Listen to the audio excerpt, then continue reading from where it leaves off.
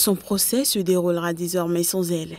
Mercredi, Mme Gbagbo a refusé de comparaître et ses avocats étaient absents à la séance. Le président de la cour d'assises d'Abidjan a estimé qu'on pouvait passer outre la présence de l'accusé pour poursuivre les débats. Je pense que le procès est tout à fait crédible parce qu'elle a eu toute l'occasion de se défendre. Et comme je vous l'ai dit, des avocats vont lui être commis d'office. Ils vont la défendre. Tout ça, ce sont des situations prévues par la loi. D'après le récit fait par la Cour, Mme Gbagbo a refusé la sommation qui lui était faite mardi de se présenter mercredi. « Je ne veux pas vous recevoir. Je ne veux pas savoir de quoi il s'agit », a-t-elle dit à l'huissier chargé de lui transmettre sa convocation dans sa cellule.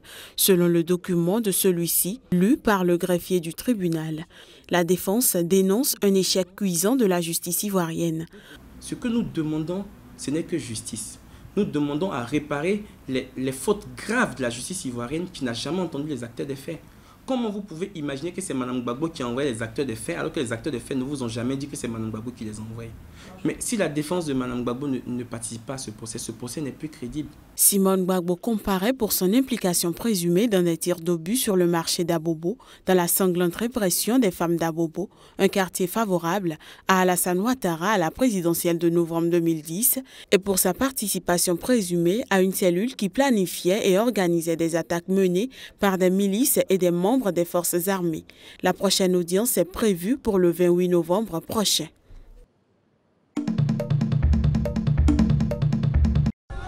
Au moins 10 chiites ont été tués lundi dans des affrontements avec la police à Kano, dans le nord du Nigeria, lors d'une cérémonie religieuse marquant une nouvelle escalade de violences contre ce courant de l'islam largement minoritaire dans le pays. Selon un vendeur de fruits et légumes présent sur les lieux, la police est arrivée et a commencé à tirer des gaz lacrymogènes sur la possession des chiites pour les disperser. Ce même témoin affirme avoir compté 15 cadavres sur le sol avant que la police ne les évacue.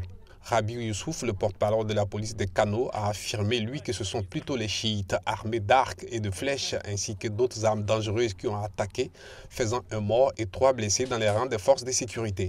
Le porte-parole de la police dresse un bilan de 9 morts, 10 chiites arrêtés ainsi que de nombreux autres blessés. Les affrontements avec la police ont eu lieu alors que les membres du mouvement islamique du Nigeria, groupe chiite radical, marchaient pour leur traditionnel pèlerinage qui se déroule 40 jours après la fête de l'Ashura.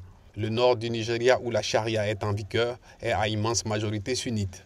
L'hostilité envers les chiites grandit notamment à Kaduna, converti au salafisme, où les imams radicaux n'hésitent pas à faire des prêches haineux contre cette minorité. Amnesty International a accusé l'armée d'avoir massacré environ 350 musulmans chiites entre le 12 et le 14 décembre 2015 dans la localité de Zaria et d'avoir enterré les cadavres dans une fosse commune. À ce jour, personne dans l'armée n'a été jugé ou condamné pour ce massacre.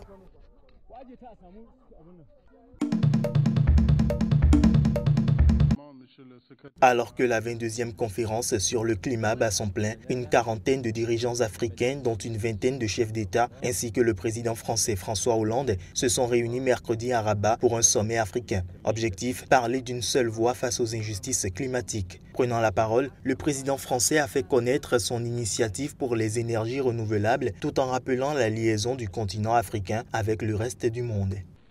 L'Afrique représente 13% de la population mondiale, mais seulement 4% de la demande d'énergie. D'où l'initiative que nous avons lancée pour les énergies renouvelables. 10 milliards d'euros additionnels par rapport au financement existant ont été annoncés d'ici à 2020. La France veut être exemplaire. 2 milliards ont été dégagés. Ils sont en cours d'affectation sur des projets bien précis. En Égypte, au Mali, au Kenya, au Sénégal, au Bénin, au Cameroun, en Namibie et ailleurs. Alors le développement de l'Afrique, c'est une priorité pour le monde, et en particulier pour l'Europe. En réunissant une brochette de leaders africains sur son sol, le Maroc entend démontrer son engagement très fort en Afrique, désormais au cœur de sa diplomatie, avec comme principal enjeu la question du Sahara occidental et comme objectif à court terme la réintégration du Maroc au sein de l'UA.